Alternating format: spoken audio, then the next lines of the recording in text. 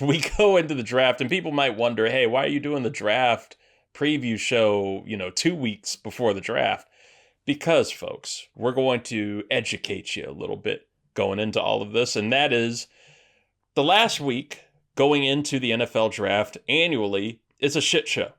It's full of smoke screens, it's full of deception, it's full of lies, it's full of blown out reports from agents, from teams, everything that they're doing to try and either get, the agent trying to get their player drafted higher or a team trying to get somebody to drop so that they can, get them a little bit later. Shout out Laramie Tunsil.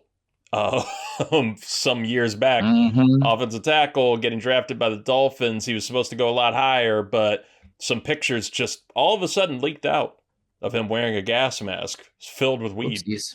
Yeah, so then you get a nice We've drop all been there. there. We've all been there. It happens now. He celebrates with it.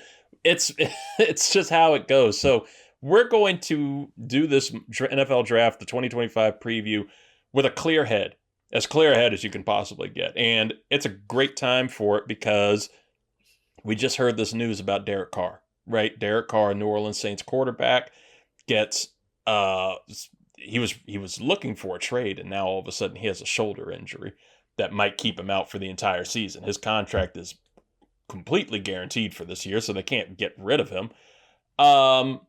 Now that naturally sets up gambling odds for quarterback to the Saints at 9. Like, these are the type of things that happen going into draft week that, can cloud people's judgment and can cloud people's mocks. Scott's already got his mock draft going. You're going to get that a little later on in the show. We're going to talk more about the Saints in a couple minutes. But before we get into the full draft stuff, you are College Shame Day. You are that guy. You are CSD, Scott Ellia.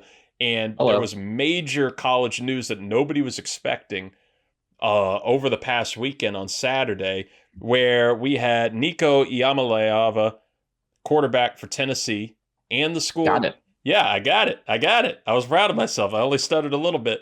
Nico's out at Tennessee. He was a star for them last year. We were huge on Nico all throughout the college season. He's out at Tennessee with coach and Shane Gillis lookalike contest winner Josh Hoople telling reporters that, quote, no one is bigger than the program. This all comes after Nico was reportedly a no-show for practice as he's been in an NIL contract dispute with the school. So, Scott, what are your thoughts on the entire situation and who is in the right here, and what do you think comes for both sides? I mean, the situation is just silly altogether, right? Like, it's wild. I think from what reports was Nico's camp was kind of sniffing around at other deals. I guess they had been in contact with Oregon. So Dan Lanning ran and told Josh Hoople there at Tennessee what was going on. So maybe that was kind of the catalyst. But I'm in. Let me backstep.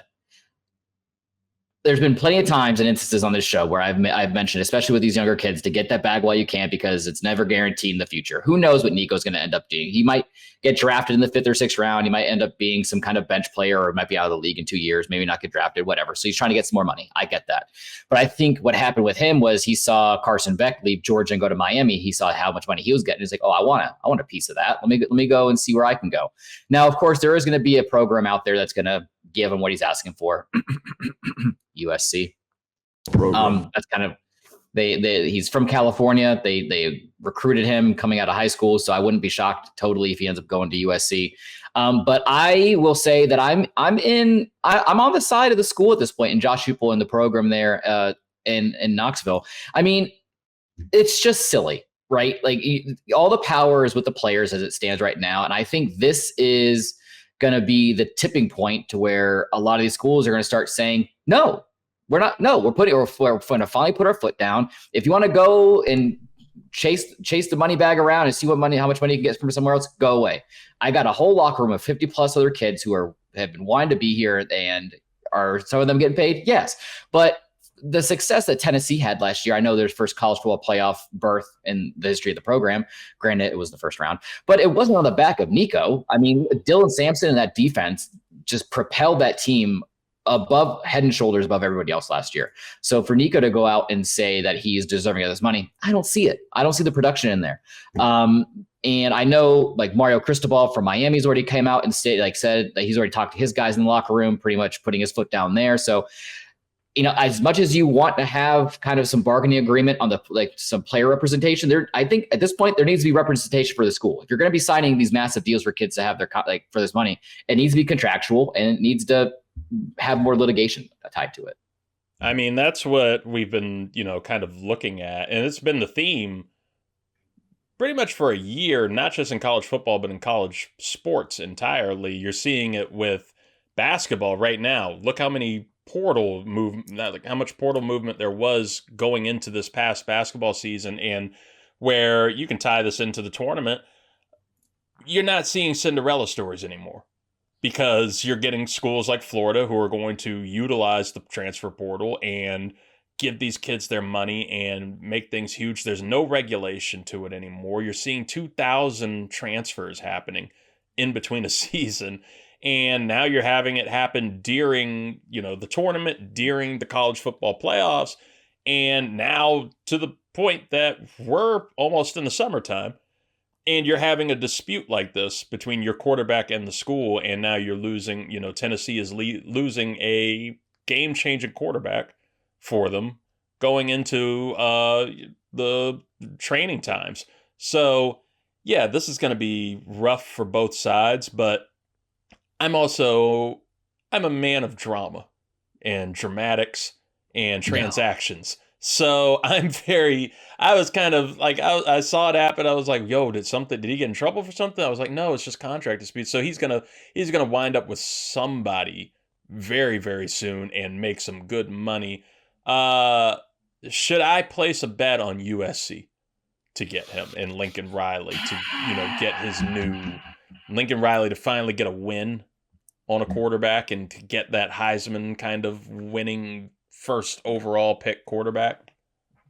I feel like they'd be the one of the better favorites. I think there's a couple. North Carolina's up there, and I know Bill Belichick he would salivate at the chance of getting a talented arm like that, especially in the ACC where the doors are open for any team every season. To make a push for the ACC championship as well as the college football playoff. I think a couple teams to really watch. Like I said, USC's there. Colorado. I know they have freshman phenom Julian Lewis there. They just got Caden Salter from Liberty transferred over there. But you're telling me that as soon as Deion Sanders didn't see that coming down the line, he's not already trying to make contact and trying to get him in the building for a little 100%. Bit. But I think really the best fits, I think especially when you see these bigger names, right? Spencer Rattler. I'm just going to throw that out there. He's the first name that popped in my head. Or Tate Martell. A lot of these young high school quarterbacks who come out, go to about like a true Power 5 blue blood program. They end up transferring out. They kind of go down the line and they go to some of these like more smaller Power 5 schools. I could see him ending up going to like a UCLA or like a Texas Tech, but I think North Carolina's up there, USC's up there, and I'll throw Colorado in the mix. Okay. All right. So we're going to be on the lookout for this, and this is something that, as I'm sure, especially leading up to the draft, you're going to be able to hear more from us about, and maybe draft night, which would be fun. We will let you all know how that goes. But yeah, this is going to be a story to follow and story to watch. I want to move on towards the draft now. I want to move towards, what we were just talking about. You brought up Colorado, you brought up Deion. Let's talk about his son here. And you're the person that I want to talk to the most about this because we've seen over the last couple days, Saints quarterback Derek Carr's season status is suddenly in doubt due to a shoulder injury that's potentially needing surgery. So gambling odds have already surged on Deion's son, Shedeur Sanders, going to the Big Easy at number 9 in the draft here. Yeah. College Shame Day has been in a lot of, we'll call them disputes with Colorado fans and Sanders family fans over the legitimacy of Sanders as a quality quarterback. So any personal biases or annoyances with his family or the team or the fans aside, I want to ask you, Scott, and for the fans going into this, because the media, the big sports media, ESPN, Fox Sports, they all like this is immediately something that they're clamoring over, right? Shedeur to the Saints. You have two options here. It's either Shedeur Sanders to the Saints or they tank and get Arch Manning next year in the draft at number 1, which I'm going to tell you right now, folks, don't put stock in that because I don't see Arch coming out after that 1 year. After that 1 year started, that's not going to happen. You can go ahead and put that media one away. You can focus on Shedeur here, ESPN and Stephen A. So I want to ask you, any personal biases aside and everything, why is it that you don't like Shedeur as a top level quarterback prospect from like a purely field and technical level, and like what would you say his floor and ceiling are? I don't have any personal animosity against Shedeur Sanders and the Sanders family. I don't know where you're getting that information. And I also need to tell everybody out there really quick, the Saints are also picking at 9. That's 3 picks behind the Raiders. So if the Raiders of all teams are going to pass up on Shedeur, that should tell you enough. Maybe you should touch him. But no, it's just, is he athletic? Yes. Are some of the things that he does out there truly just amazing? Yes. You can't knock the guy. He's talented. He's Deion Sanders' son. He's going to have that athleticism to him. But there's just something, you just watch the way that he attacks the field. And he just likes, he holds the ball a tad too long. He doesn't really attack down the field. He just doesn't pass the eye test. And I hate using that boomer adage. It's just, there's just something about him I just don't trust at this point at quarterback. And I think a lot of it has to deal with that I'm not buying into the hype, or maybe maybe it is a personal thing. Maybe I can do some inward growing and some internalization really quick. Maybe it's because that's the only name you would ever hear. But when you look at the slate of games that Colorado played last year and the talent, like just the schedule that they had compared to, I don't know, even a Cam Ward or Jackson Dart in the SEC when Ole Miss, it's just the teams that Shedeur went up against. Like, you're supposed to beat those teams, but there was plenty of times when you're watching the game film, where it's just, I don't want to say lucky. I don't want to say lucky, but we saw what would happen when they would play teams that were obviously going to beat them. I mean, it's kind of hard to put into words that you just threw me onto the spotlight, and I can't be personally vengeful against them. Well, how do you think things would look or stand if you switch spots for him with like Jackson Dart? Like, let's say Jackson Dart had Travis Hunter as his number 1 weapon, and Shedeur had Trey Harris. Like, what are you looking at? Ooh, now are we switching completely? Like, are we moving Travis Hunter to the SEC? Are we just taking the quarterbacks and we're flip flopping them? Let's flip flop the quarterbacks. Let's put Jackson Dart in Colorado, and let's say Shedeur was at Ole Miss. I feel I'll answer this simply. I feel if Jackson Dart was in Colorado and Shedeur was in Ole Miss, Jackson Dart would have been more successful in Colorado than Shedeur Sanders was in Colorado. Okay, that's fair. So what would you say his pro comp would be? Because for me, everything that I've seen with him, it's not like at first I wanted to think Jalen Hurts, and maybe I was thinking Saints too much and Kellen Moore and how it would work, with that, that the offense that he's run the past year with him. But I have kind of looked at Shedeur as like, and I mean this respectfully, as like a poor man's Jordan Love, right? Like there's one of the things I love about Shedeur is his accuracy. I love his poise in the pocket, but I also hate it when, the pressure comes, and this isn't a Jordan Love thing. This is more of a protect my stats thing that he's had at Colorado, of just taking sacks, not going for the incompletions, not trying to throw the interceptions or anything. And I'm curious to see how that's going to translate into the pros. But everything that I've seen in his game and his movement, his arm level, like, I've seen a lot of Jordan Love to his game. So do you think that he could reach kind of that Love ceiling? You know what? I actually don't hate the Jordan Love shout. That actually does make a lot of sense.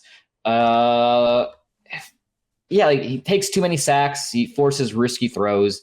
I feel like with him, a when it comes to the differences in defensive styles between college and NFL, of course, college football is catching up at this point to kind of like the NFL because these quarterbacks need to be pro ready when they get back. But I feel like when it comes to complex defenses, he just kind of struggles with that. I would actually give him. You're gonna call me silly.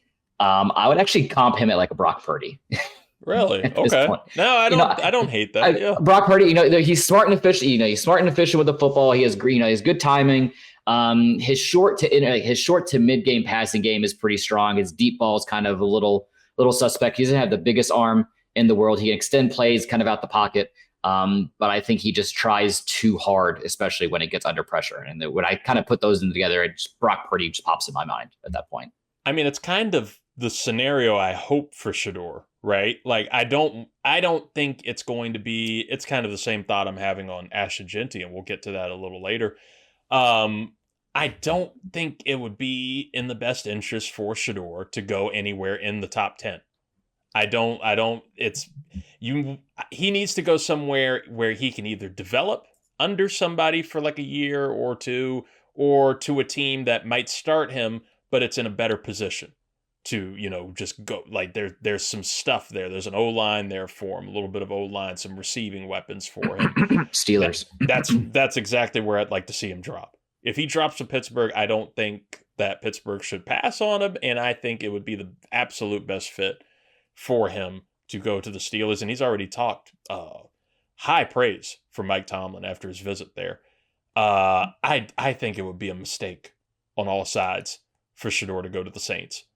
I don't think the Saints are in that position right now. They have a shit ton of needs. Why not just roll out a year with Spencer Rattler?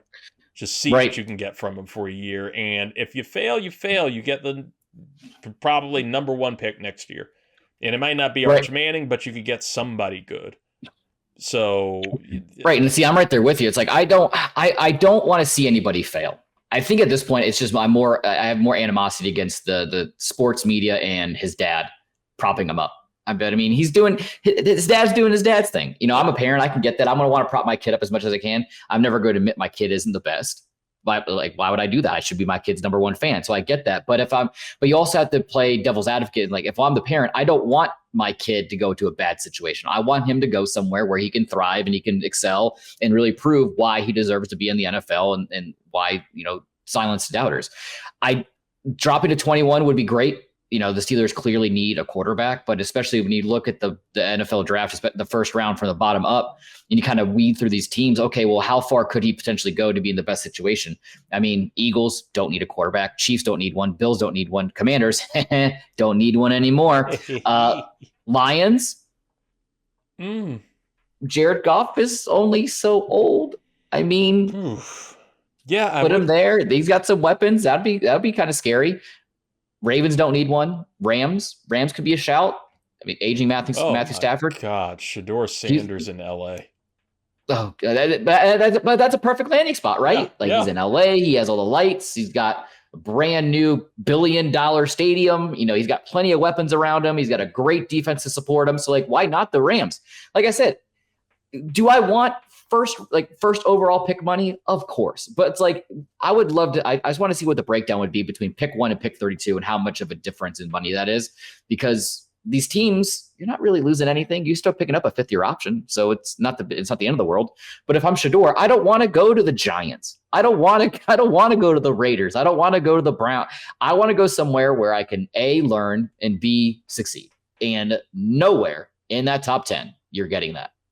No, not at all. So now getting away from Shedeur and that particular conversation, I do want to ask you a few things. And this is before we get into the mock draft. And of course, like I told you people, you can check out, this is going to be a 2-parter because we're going to go heavy on the mock draft.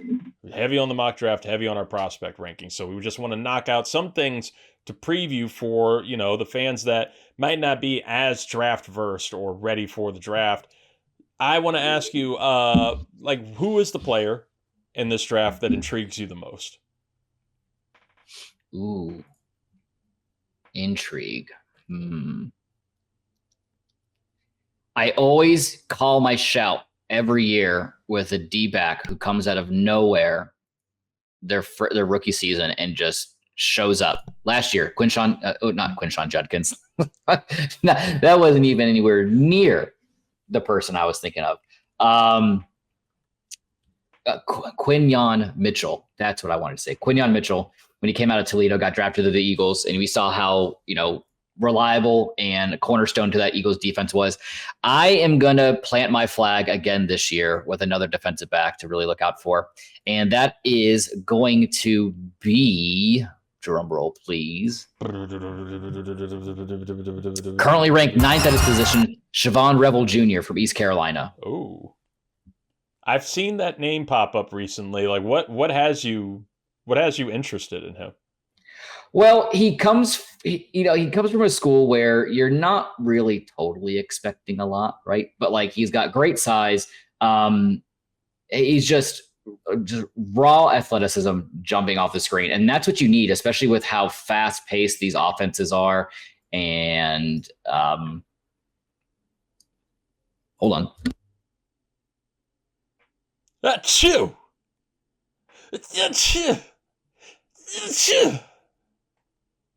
Leave it in. I got you. Leave it in. No, he's great recovery speed. He's fast, smooth. The only couple knocks I'll give him is, he's only had one really strong season, so I think that's why he's kind of getting a knock on the board a little bit. He's still learning zone coverage, but I'd rather try to teach somebody zone coverage and try and teach somethody a man coverage at that point, because zone coverage, you kind of rely on what's around you. So if he goes somewhere with a solid defensive backfield, he should be okay. Give me the player with the highest chance of success and upside.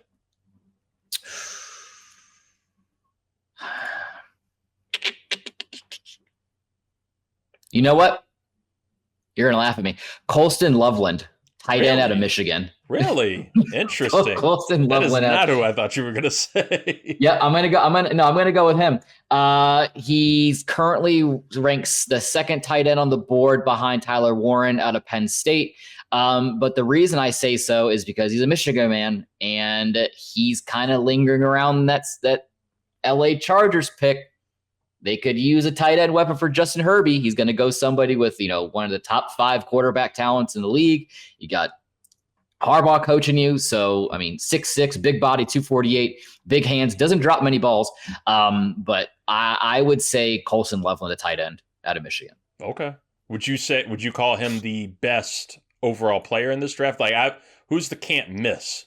No matter where he goes, where it is, what pick it is, this dude can't miss. You're going to get success from this guy. Abdul Carter. Okay. I guess. But I don't like that pick because he's number 1 on everyone's board. Ooh. But that's fair. He can't miss. but I don't like it. I don't like that. I want to be different. What about that kicker from FSU?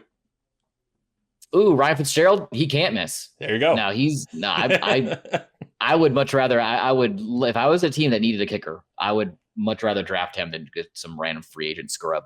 All right, so on Scott's prospect rankings, on his top 100, Ryan Fitzgerald is number 1. And Abdul as Carter. It should be. Azariah Thomas, D-back from Florida State's number 2. Colston. Now, who is the player that is overhyped, probably going to be drafted too high? Ooh. Let me look at my mock really quick. Who did I have that picked? And I was like, I don't like it. I have a feel I think everybody has been saying Shedeur. No, T-Terrell McMillan. If he gets drafted high, he wasn't the best wide receiver of all last year in college football. I feel like Matthew Golden from Texas or Luther Burden the third from Missouri. I'd much rather have them. I think Titaroa is just there's been a little bit of controversy that's been released lately about Mr. McMillan, about how he doesn't like studying game tape on his own. He only kind of does it when he has to do it, as a requirement when he's with his position group. But yeah, I think he's going to get drafted a little too high for my liking. I mean, I wish him nothing but the best. He was 6'5". He's like 220, 225. But I mean, look at Kelvin Benjamin from Florida State. He came out, everyone thought the same. Then he just got to the NFL and he just did nothing. That's a really. So I wouldn't be totally surprised. Yeah, that's a really good shout, actually, and that ties. And he runs a 4.5. Yeah, that ties into my rankings, and we'll get on that later. But yeah, 4.5. I'm not sure I understand. Like he'll be a good fade in the back of the end zone, but just like as a true number one, I don't see it. So, we got your defensive back shout on here, but who? And it might be the same person. Who's the player that no one's talking about could slip here, and you think could be a star? Ooh.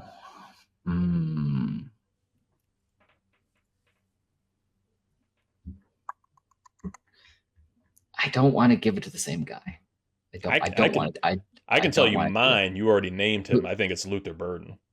For me, it's Luther Burden. I see him being that because it seems like every draft you have a receiver that, and this is part of the draft thinking, people. This is why we're doing it 2 weeks ahead.